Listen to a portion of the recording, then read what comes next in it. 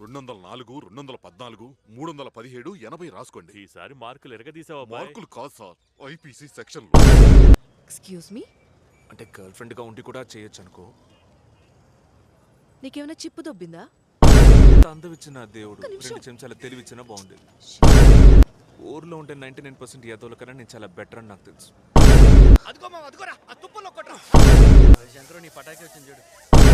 ఈ రాకెట్స్ వదులుతుంది మీరేనా? కాదు, వాటంతటవే లేచి నిలబడి కింద నిప్పెట్టుకుని ఎగిరిపోయాయి.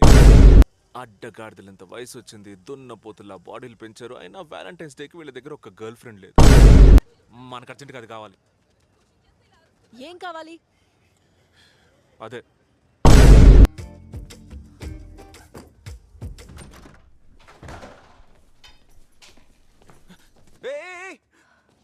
దా, ఇదేగా నీ ఫన్.